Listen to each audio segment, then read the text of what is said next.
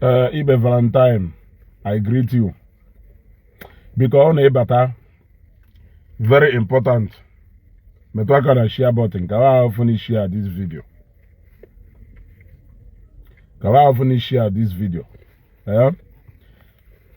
I will try to make this broadcast very short because I am actually here to catch up on a serious engagement. But because of the urgency of the matter that is on the table, so it only the urgent attention. You see, yeah?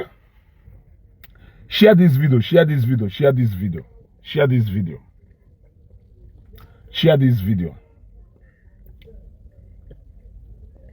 share this video. Those key nation, I greet you.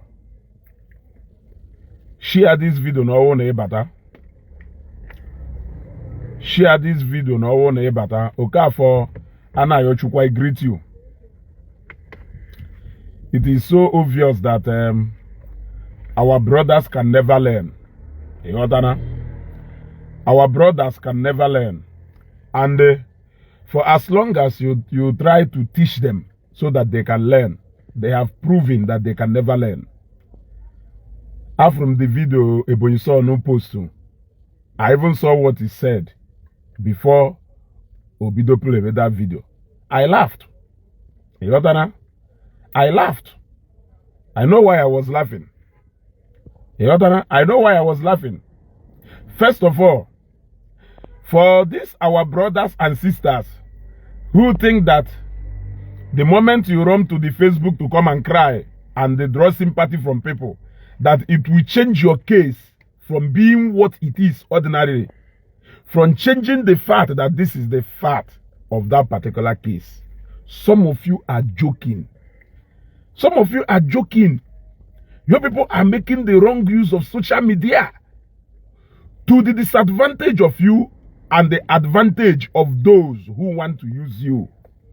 This man no na Facebook, na Facebook Ebonyi son post and they looked at their circle and they decided to use Ebonyi son. They looked at their circle. They decided to use Ebonyi son. I am talking about this particular issue because whatever thing done at this story have their call here. Whatever thing done at this story have their call here is what I have on my palm. It's what I have on my palm here. All the plans and the whatever thing to discredit Zero Bitters. You people are joking. I will give you people the details. I will give you people the details of what transpired. Koyawo Ebonyi son ti onwe na trouble echi niile. Kono se na ezugo ukwolu yekwu. Imana eso ne put na Facebook abi echi sigari cloud. A lot of our people do good ne put na Facebook abi echi cloud. And the event of the past has shown us that chasing cloud has never helped. Okay, it happened. I don't need any distraction here. Event of the past has shown us that if you like, come to Facebook to come and cry. After crying, the fact still remains the fact. You cannot use your tears to change the fact. You cannot use your lamentation to change the fact. Now, let me not run away or bring in a lot of distractions because just like I said, I'm not here to catch some appointment. First of all, before I say what I want to say, let me tell you people, the idea of saying, no nyawu a billionaire, Ebonyi son, let me advise you, my brother, go and look for money so that you will not keep going around looking for who is a billionaire or who is not a billionaire. Sometimes when some of you speak, I see jealousy. You were speaking with so much bitterness. And you just didn't know. How I wish you can go back and watch that video. Kefu Kedo, where you are trying to fight a man who is not even in your category. Whether na madu, let us even assume that na akuzayo njimado ugo. Let us even assume that an Akuzayon Jimado Ugo. If Akuzayon is a billionaire or Akuzayon is a millionaire, does that change the fact? Let us assume that no Jimado Ugo is Yoku. Let us assume that no way business na Madu Melu Ojide go nyaho. Does that change the fact? Yeah? Does that change the fact? Chuku Buezo Opala. If you don't want to follow on this broadcast, I'll block you here immediately. Or when I put a hand on Facebook, then people should start telling you to come and pay me. Or when I put a hand on Facebook, then go on. Or when I put a hand on Facebook, then because now some of you decide to give them dwell in emotion and sentiment, then people should come out and start saying you should go and pay. Posting that nonsense on Facebook, the only option into settling their problem is coming out on Facebook to come and lie. Now, so many cases we have treated on Facebook here has proven that it can never solve any problem. When are we going to learn? When are we going to learn? When are we going to learn? What is all this audio billionaire? Ya will go on afio. Ona shoka ako yoba nyoko we ko no mma.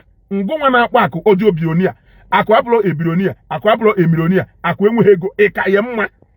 Man to man, personally, you and him. Ekaye mma. Ekaye mma. Or sign no people because of no ego. Or 650,000 a year.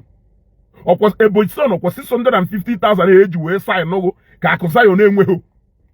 Now let me go to the matter. Let me go to the matter proper. Let me go to the matter proper. Somebody contacted me sometime about because this young man that came out on Facebook to come and say if we own a he said he contacted so many people, but he did not mention the fact that he contacted me Ezugo. But because I told him the truth, that he needed to know, that is why he did not mention that he contacted Ezugo. Good and fine. A particular popular clergyman in southeast here,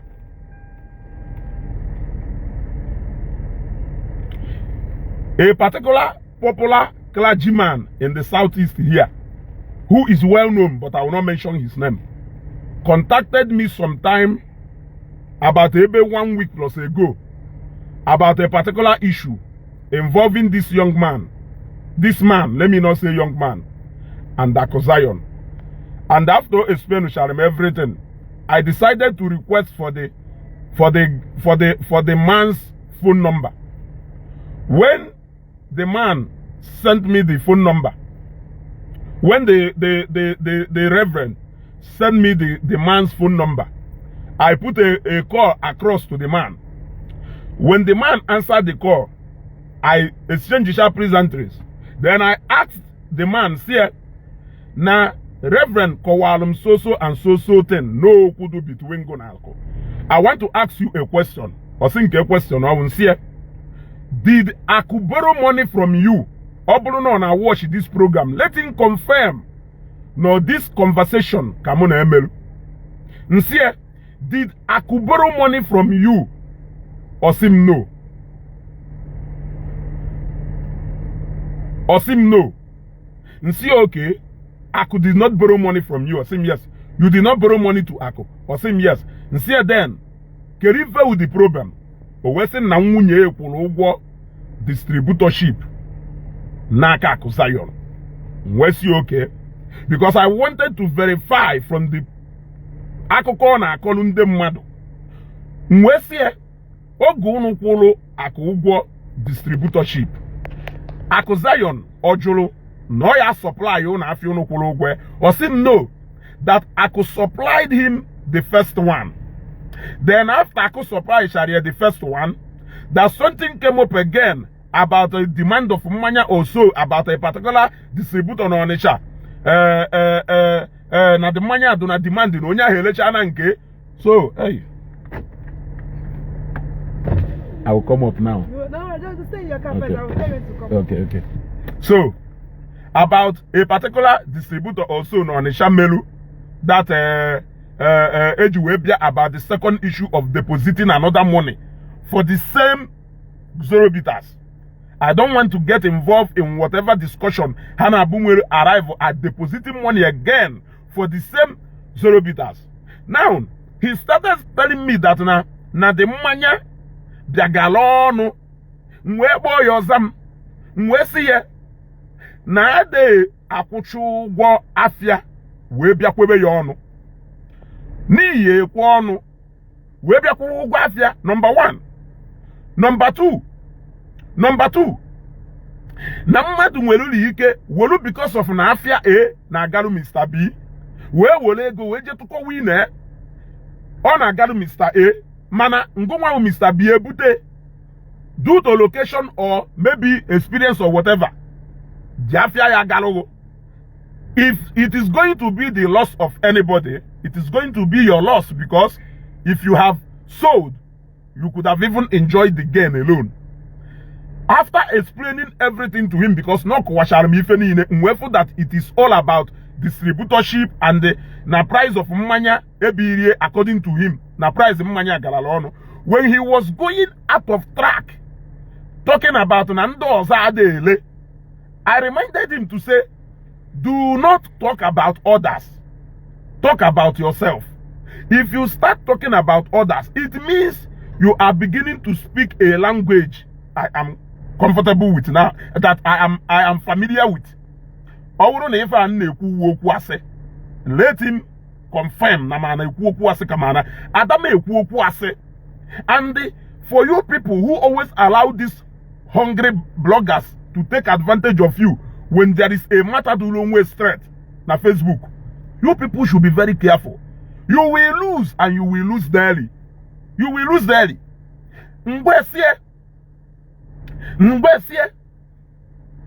Now this language of nonya adele, that I know a particular distributor, ebugom that man more than 14 to 15 cartons of Zorobitas useful for my own personal use. And I bought that mania 16,000 something. I bought it 16,000 something. Yet I bought it. But I asked him one question. Where do I say? On a Zorobitas say I had the home or Wesi Mezugo. Kogwa Mezioku. Na manya maka. Na Zorobitas say we honyen wo chalo ye. Yariku na manya malumma. Now the only problem with price here. Wesi okay. In a lebu afya manyambo. Ona migali ukwe hazanya. Ine lebu afya manyambo. Ona migali ukwe hazanya straight. Wesi okay. Na mma agwa nke wezioku. And ezioku a mma agwa na mma agwa chaga ezioku a before I will call Ako to speak with Ako. Now number one, I am just giving you a background check of this particular matter. Kiwefu Ebonyi sonu tinye onwe na nsogbu. Onye ona bia na page me bia ka ono. Onye ona bia na page me bia ka ono. You should know better. You people should start encouraging our bloggers to start behaving responsibly. You thought that this is an opportunity for you people to come and sell your drinks. You guys are jokers. You guys are jokers. Personally, for me, I have bought more than 15 cartons of Zorobitas on my own for personal usage in Kereke, not to sell. I have bought it myself. So, when I share that drinks to people, I know how many people that ask me ago no has them that they want it. Because you are selling your slippers 5,000 does not mean that I cannot sell my own 10,000. Yes, it does not mean Jude Shemeri Okoye. If you don't want to be here, I will block you. If you drop another nonsense comment here, I'll block you right away. If you drop another nonsense comment here, I will block you right away. Carry your hatred to another page. I don't need you here. Drop another comment here. Let me block you immediately. Now, Mwegwe, stop talking about other people. Talk about yourself. The moment you start saying, no, no, audio billionaire, no, no, ego, that na mmanya ha gafia, mwesiye, you are speaking a language that I am familiar with. And then I'm with all information from somebody nyelum number that you are talking with J-Pack and Indotwe. Now those people can never help you, but rather they will use you. And the language you are speaking now is the language I am familiar with, because no, this language can only come out from them. They have programmed you to say this.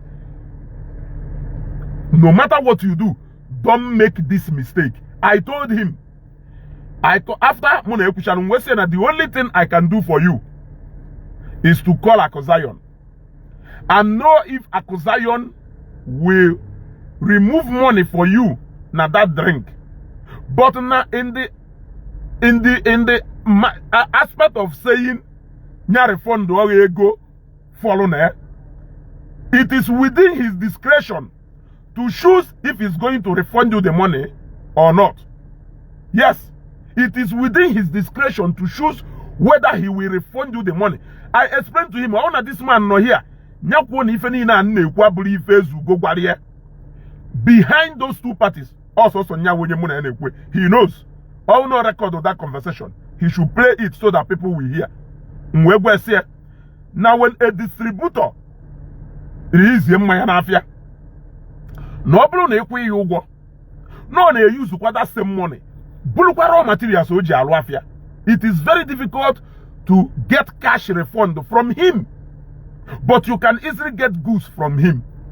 Akozion or Juicy, no supply no. So meaning that na from that time you work no ngwa wonye achohozi buru mmanya, not that na Akozion jolo no supply mmanya.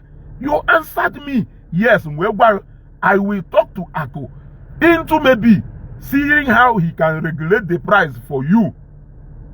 Man, choose to refund you this money. No, Doria. Or some na Akozion gwabulie no ya refund you ego. You say yes. He can tell you no ya refund you ego, but he is not under obligation by any law anywhere or by any standard to refund you that money. If all wafia and the ekugugo uni kugugo we be the go lafia go ke ya say because na or you go and make your research. That is why in a before. Because I wouldn't know in before. He should know how to open up a discussion before committing money. But the fact remains that now, after 8 years in Zoro Bitters, everybody see how that Zoro Bitters is. Everybody wanted to be distributor. Everybody wanted to be distributor, including those people who don't know anything about African money. They just want to go and pay for a shop somewhere.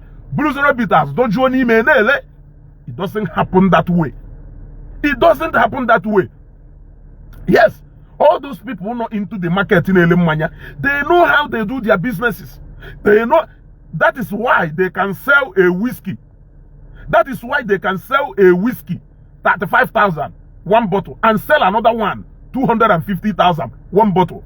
Yes, that is why they can sell a red wine 15,000 one bottle and sell a similar red wine 45,000 one bottle.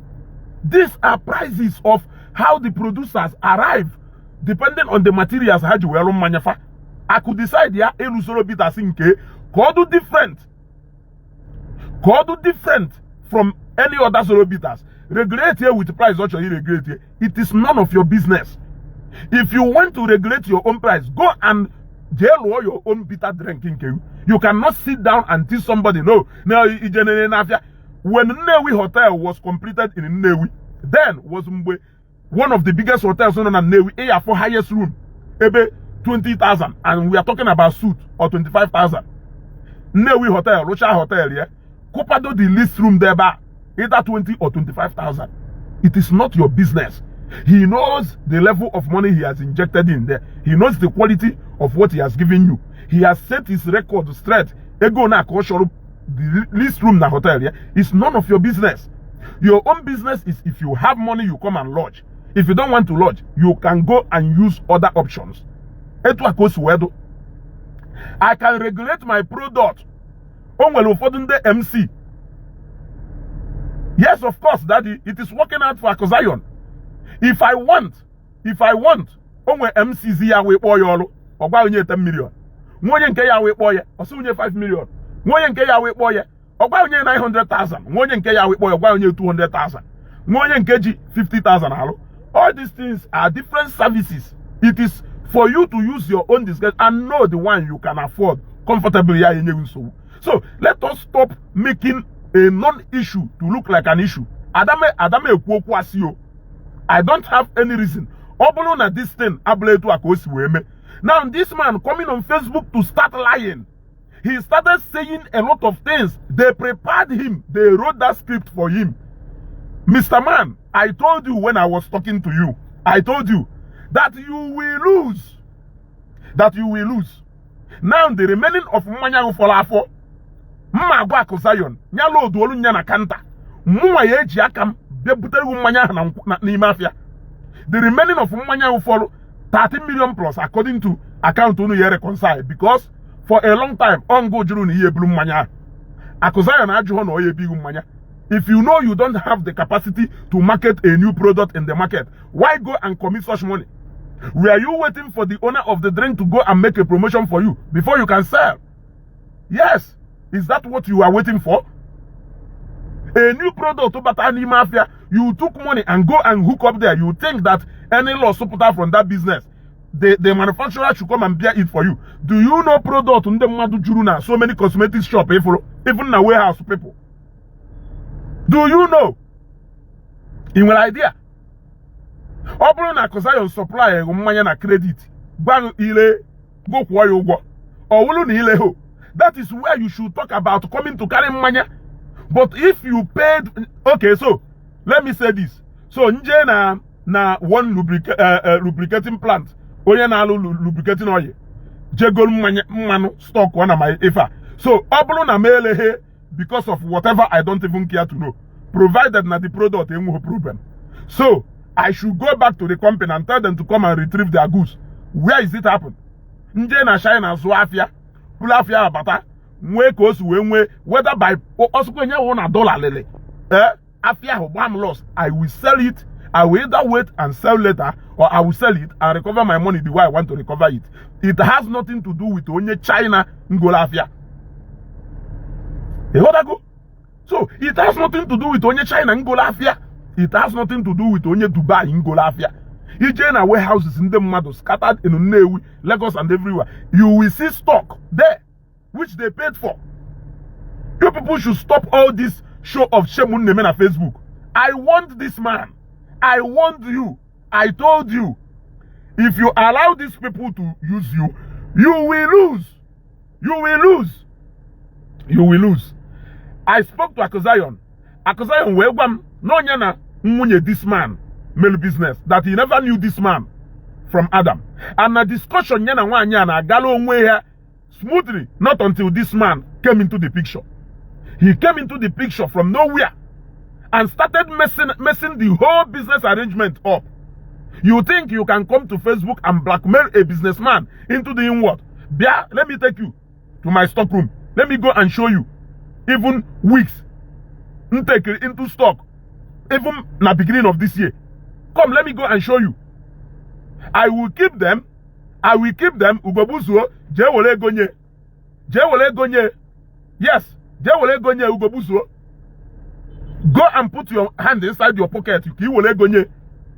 Yes, because na fiani ni gole is supply. Man, they supply below price. Ebo data na Lagos. Jemu onye lesere gafia hogo. All na mama honyi wodo ka ya se. On put on Facebook na na make us. Do you think that by unu cho kunaba na enu kutu ana unu ya de banyamanya mo na Facebook? I told this man gbe mo na eku. They want to use you. When they use you, you will lose. Okay, no me make it away go Akosayon. Lord onu zoro bita say what oro. 13 million plus. Happens here. I will go and deliver it myself to this man in a warehouse here. Oh no, you people should stop all these things. What comes about a billionaire this, a billionaire that, a billionaire de Juba. Let us even assume non bibi. Kakuje warrior, a billionaire ye jobari bibi. Ngoma no mwegu na 19 million. He met to 19 million aka. He met to 19 million aka. Mmado ye nyemu 19 million. If you to go a reputation for yourself that somebody can take 19 million and give you, or put a baby sponsor blackmail, no nya no okporo onye ọ na-agwa na onye ọ na-agwa na gụrụ mere na akụ ahụ ezigbo mmadụ. You didn't know about this. And I apologize for people. For who are you apologizing to? I'm asking you, who were you apologizing to? Can they not apologize? Ni also when you want to make business or afia. Who are you apologizing to for giving your own money?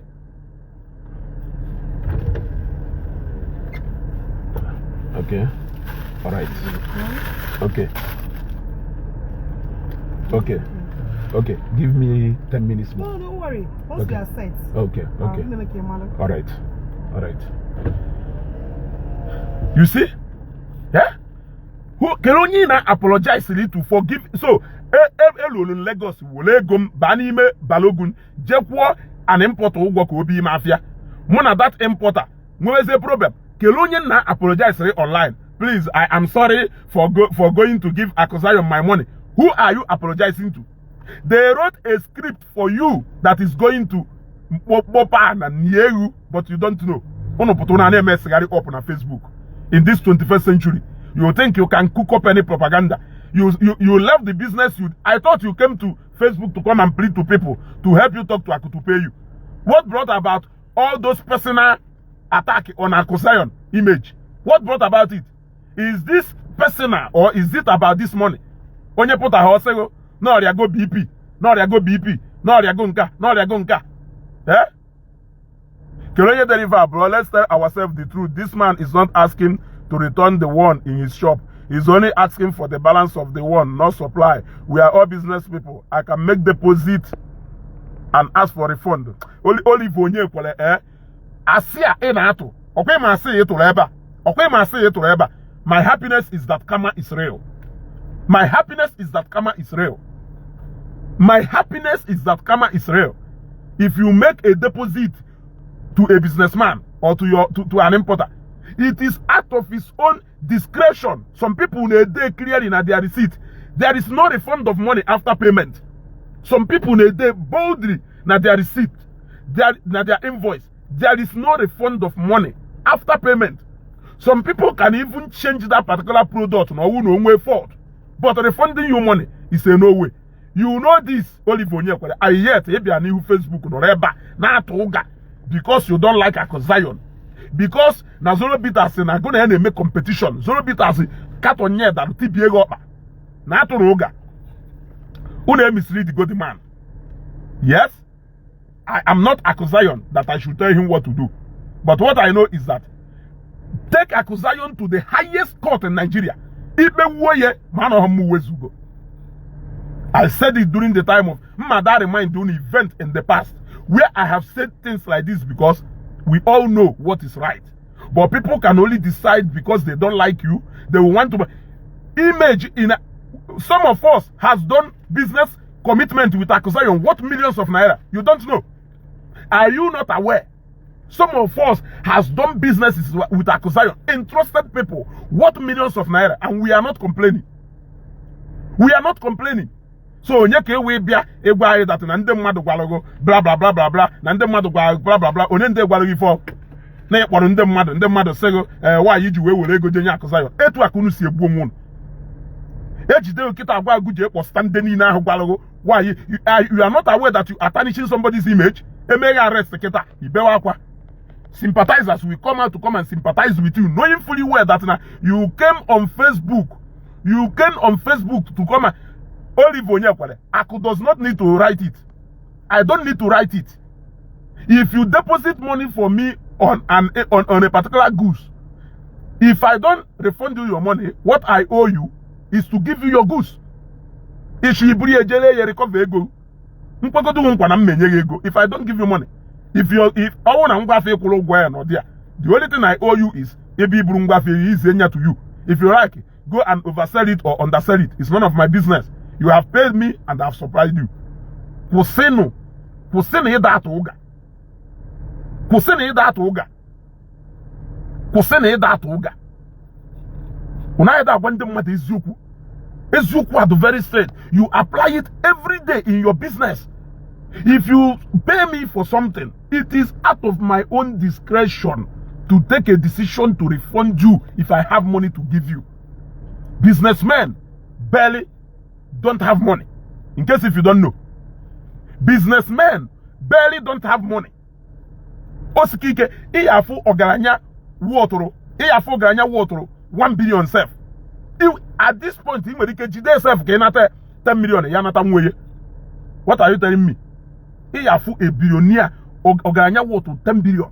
At this point, you know, he may jide kenata 10 million. Yanata mwe 10 million. Because now all the money to fix. All the money to fix. So only one na bia say no only award your billionaire ojide mmadụ 4 million okwe ha akwo ya. That person is not a businessman. A businessman can never speak in that manner. And no wonder when I see Ebonyi son and the J-Pack here sounding the way they are sounding, I know they are not business people. I know they are not business people. Or wanna arrest ya this man keta arrest ya Ebonyi son. But you know that they are wrong. Why can't you caution them? Why can't you caution them? Why can't you caution them? Yeah? Ugobuzo also mbia na shop go bia kwa. Do you know what it means for somebody to go and pay for a distributorship? Do you know that nande distributorship nda neme distributor? I know a time my sister Jekugwo distributorship for one particular product na Lagos. Omiting was up with other criteria of that company. I know how that business ended. I know how that business ended. Before you sign or before you go into that distributorship, only when the product will terms and conditions, which you don't know. Some of you don't know. Only terms and conditions. Some people may initial deposit. Hey, measure out the other deposit. How that money will be refunded to you is not for you to dictate. It may even be written down in case if you don't know. So sometimes when we follow, just like I advise this man they check and where Akosayon on they check and where Akosayon wonyo. That is the only thing they want to hear. And if you say anything to contrary to these things in the you are not telling them the truth. But I called him and I told him the truth. I said, my brother, Pupulana. Yebe wako. The only thing any policeman on Abuja, you paid for 0 bitters. Yes. Akosayon. What time is it going to take you to supply this man 0 bitters? What? It's nobody's business. Before Meje na bendo chaje golu wig. Agwangono wig ni ngolu hakan lechalo. Before njeje golu ha wig. Iwaho ni ye lechalo ni webia golu. Yes. Ohama ni jelu na shopping innocent na nkwaje golu ife lechana area webia golu also. And the lele ho her business innocent.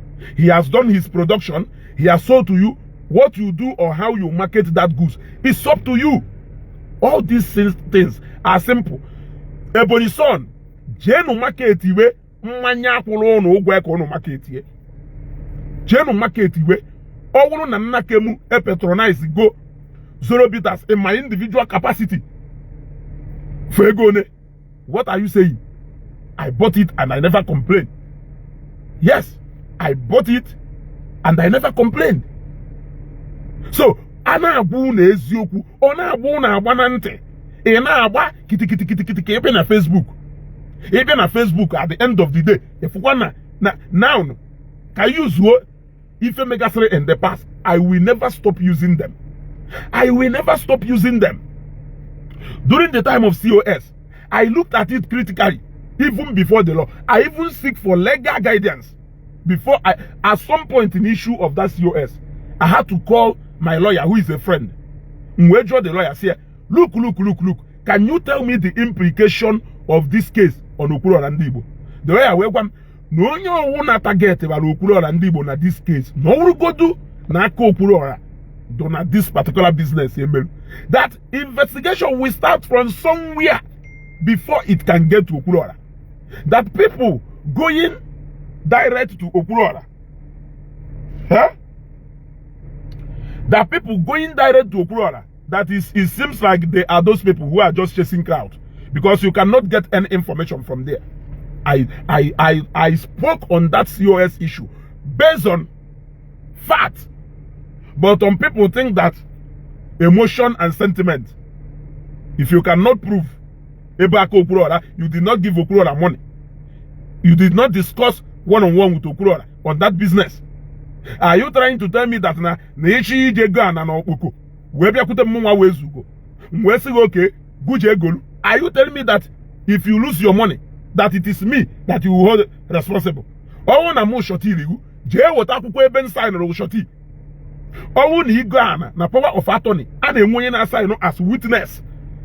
A lot of places where you will go to bank to borrow money, your shorty will come and sign, dropping his or her details. If out of my own information, I give you a go ahead order to go and transact with someone, when you lose that money, you will come back to me. Especially when that person has never denied transacting with you. Or can do the difference in our deny ya, na go na business. Then you can come back to me. Can be confirm more that of a true Namda when I go to a transaction. All these things with Facebook we are forgetting. You think when you come to Facebook to come and cry about the mother canono, but why you what they go? Onyo na wotale go nye na Facebook wonya choku noka. Onye decided to give you and leave you and God. Onye decided to give you and go in. If not, Facebook is not a court of law. Emeshana ebujeshana ma. And at some point, if you put on Facebook, because of your go, na governor Ezio na akobia wadi MBB, they told him to start with that MBB of a stuff at first, so that he can belittle Ako to prove to people na kone prove no a billionaire, but no Jebalonia MBB 19 million. You see, they packaged that story. Yeah, they packaged that story. Camp of Love, send the request. What's the lawyer now? Yeah? Camp of Love, send the request. They let me bring you in. Or use your Camp of Love, we bring you in. You see? Oh, if Kone mana gwante mmadụ ha aghọta gara me mapụta na Facebook. They intentionally prepared this man. We know the cowards among them. They decided to send Ebonyi son. They decided intentionally to send Ebonyi son, so that all of them can come now and speak on the matter based on if Ebonyi son ukulu. Now the Ebonyi son onye amahi ife decide there to come on Facebook and start by implicating himself instead of actually reporting what, making way for that man to come and speak for himself. Owolake report one way by saying that no akosayo mbaje mbibi mbona alusoro bitters. Kerife with the aim of bringing in such stories that does not exist. Just like the case of COS. Namada nwana nankame. Bringing in your innocent child in a bakwa, now your wife in a bakwa. In a case where they are wrong. So you think when you cry, it settles it. Do you think that tears is a sign of being innocent? Go and prove your case. Let us see how you are going to prove it. Yes, go and prove it. We know all these things. Look, let me tell you people. You people are chasing shadows. I'm telling you, you people are chasing shadows. When you people have enough thing to nail Akosayon down, we will know. As for this one, and the cry of Mama Kolelo, you people should go and cook up. Facebook now and the world is so open that when you sponsor a propaganda, people will come and they dismantle it. I challenge this man to come out and prove na Akosayon Biabari MBB. And not that na munye no feel na neighbor na solo bita say ejego mbanine no have blue hair debe na shop felebe. How can you do that? How can you do that? You are not into the sale of generator. If you don't buy a generator na gafia, he decided to come and buy it and start selling. He decided to come and buy it because na the blue hair debe na shop ndem mada bia gobe. O sim na onye nwa na eji hole ọ gbasalogo whether na Mr. Okonkwo or na Mr. Okafo. How is it your business? How is it your business? Have you seen? They rubbed in The moment the man who battle in, the whole business arrangement scatter. Obviously, mgbediye nyeri ega. Oche no buru ha mmanya ahụ debe. Ndị mmadụ ahapụzie no ndị lasa ama. Bịa buru yes. You need to first of all establish to people that need a legodu mmanya before they can come and buy from you. I know what I am saying. I know what I am saying. Na Kamwala market. Mmadu ya bata na shop m. Kwecha afio no na shop m. Je na shop in mind. Je golie. Je na shop in Africa. Je golie. Yes. Those guys do big. Those guys are go far. In fact, afia nlelu 500 kwasha. Customer juno oye go nya. Oye je na nke in mind go 1000 kwasha. The same afia ko go 1000 kwasha. Are you not aware? You don't aware. Eh? Some people have to go establish in the business of drinks. Even mmanya ada agafia ibi here hebuba mmanya ahafia ogaba. You want to go? Ono na shock unu prove ola anyị na 0 bitters ada agafia. Why na J Park no na Facebook we gba anyị na onye akụ Zion connection ana ebupu mmanya ke ndị a na-ebujeru mmanya niile a na ọwụ na adịle yele. Ana m ajụ na ajụjụ. Ishe na ọgụ na mmadụ so okwu epụta I recruit the rest of us. Oh no, esemokwu duru go na mmadụ. Jekwu onye okwu na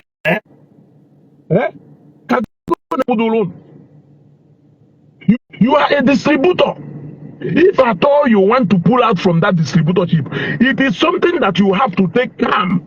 You have to take calm and discuss with the owner of the product. Brother, greet you. Give me a minute. Oh, you will discuss with the owner of the product. The owner of the product, out of his own discretion, can pull out money and give you. What will be the essence of giving you money when he has product to give you? Onye you decide, no, let me refund you and go. Go. Brother, man around or up because I know maybe in I phone moto. I can hear you. Good morning, good afternoon, good evening, my brothers and sisters, wherever you are watching me from. I still remain your humble brother, Comrade Samuel Eze, the founder, Camp of Love and Disabled Foundation, and also a peacemaker. I came across the video this morning. Actually, I wasn't happy. I just came here to give my brothers a word of advice. Well, some things our bloggers and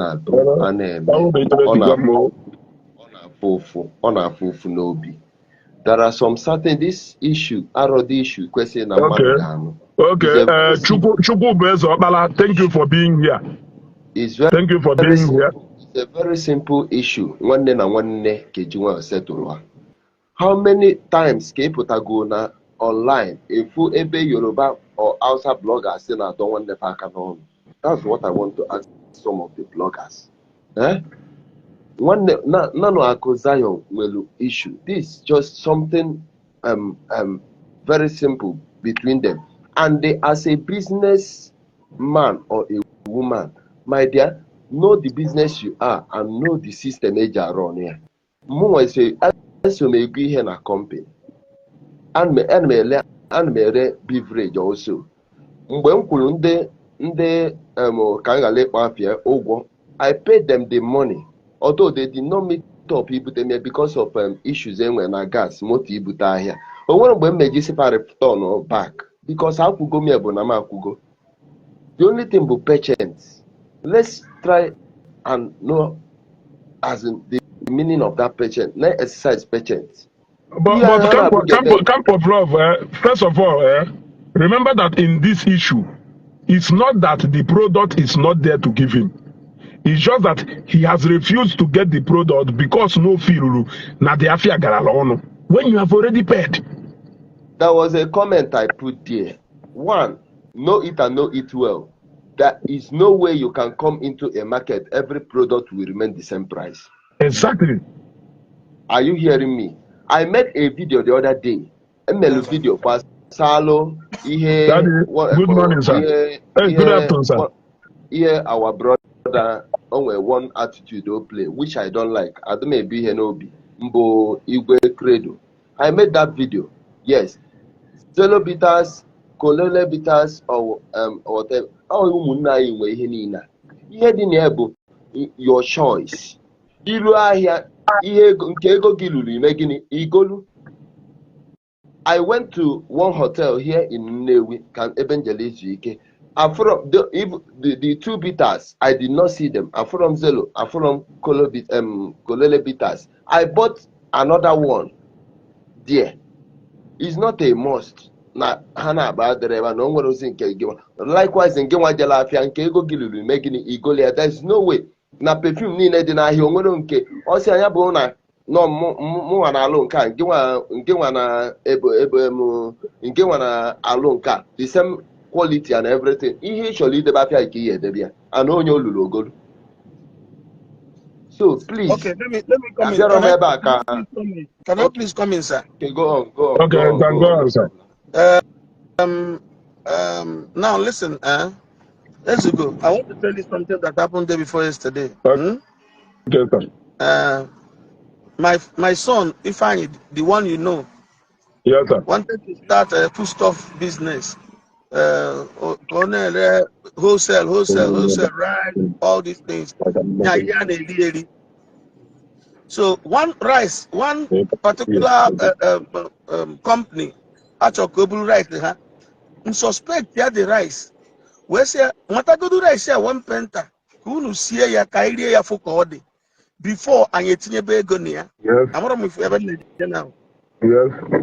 Before anyetinye bego, before itinye go na this business, Matagodu rice there 1 penta. Area ya ka onye ọbụla ka anyị niile fụ ụdị rice ọ bụ ọ ga-abịa etinye ego ọbụna rice dị mma ọbụna the rice adịrọ mma ka anyị ghara blame anybody.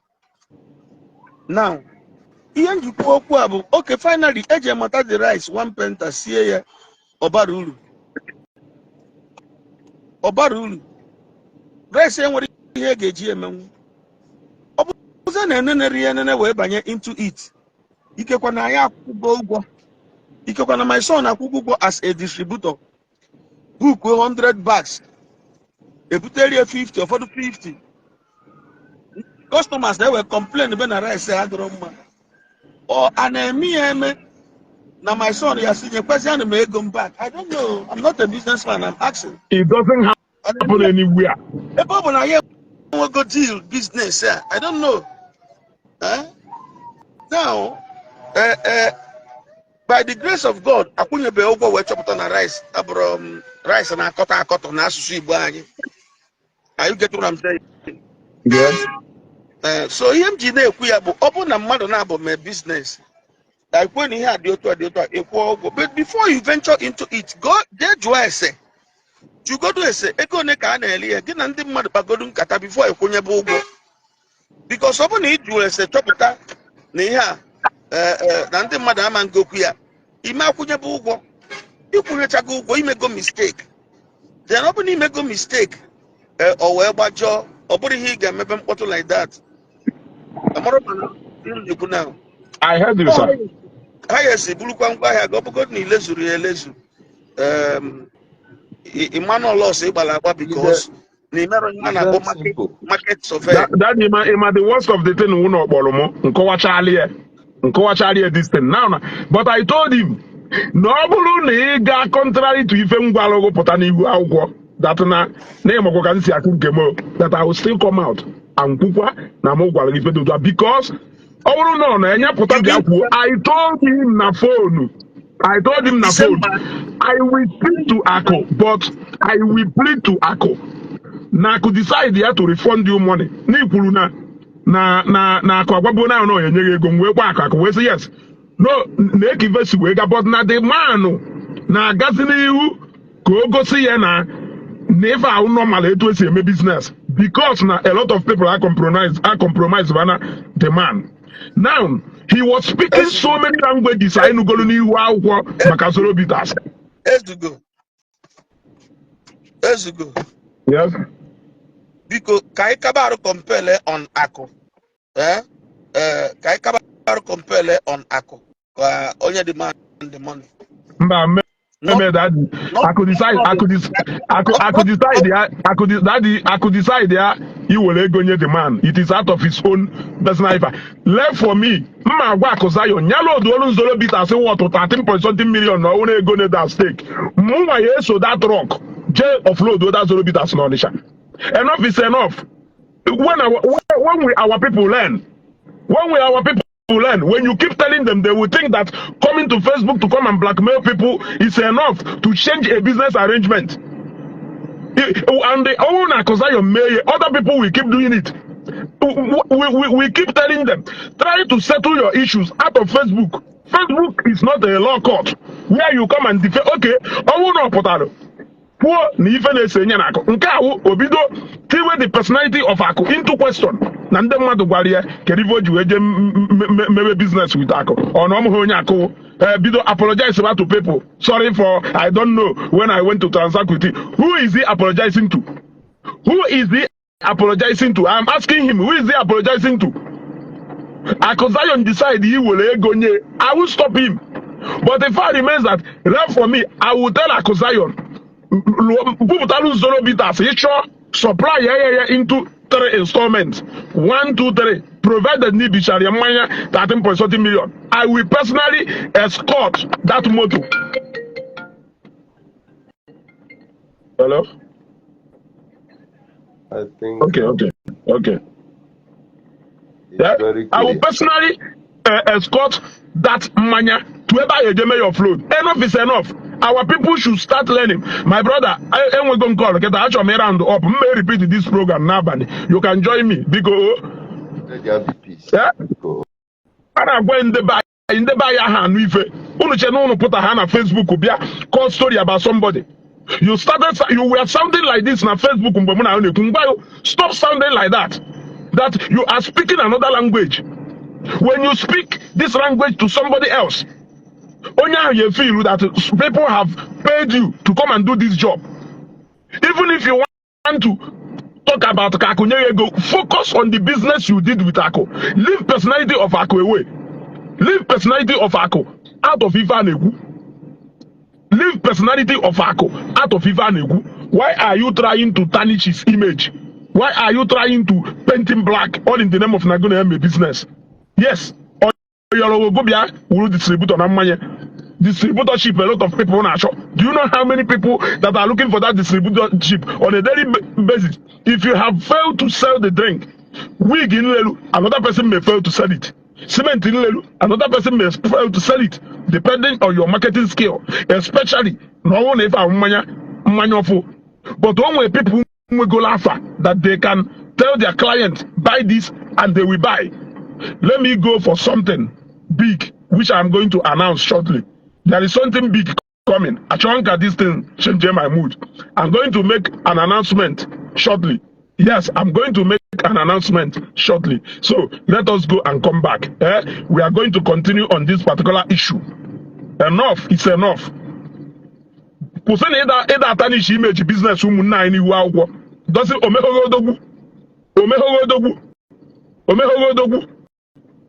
I know who has programmed Ebonyi song for this thing. Or show he quit because no man wedding Abia. He doesn't want to take that chances of being inside before wedding here. Division among our brothers, and you people will be happy about that. Make ambassadorship of a product. Why can't you go and market it? Why are you looking for every slightest opportunity to tarnish the image of another person's product? So I could say billionaire if I know about Hoji Hogwa, he better Hoji Hogwa, causality Hoji Hogwa. Who says that owing people is enough reason to say that you don't have money? Who says so? If not that you are trying to be malicious. If not that you are trying to be malicious, you just want to slander somebody else's name. Who says that now because na Madu a billionaire that he cannot owe people? Who says so? Or no any business transaction, that person should go out of their way to cut themselves on the leg. Because every big man should be the one having the cut. Yes, I go ordinary pen on a shop, what they refund. Eben go egro no where obosia. Akwado ni email the man no refunding the money. I paid for it and I left. Akwado ni email for a small businessman who they do you know refund me go na egro ngol. Oluhana, a businessman who will go on a shock on bring your personality into question. If you have problem with somebody, go to the police and report. Majestic Asia, anybody can say anything. Anybody can say anything. Yes, Nchagwango need to stop, I'll call police for you. Police are under the woman. Muna Nchagwango need to stop, I'm calling police. Yes, police is mad. Anybody can say anything. Yes, especially gonna businessman with problem. You know how you can turn everything. Intimidation. When the business is very straight, we are coming back.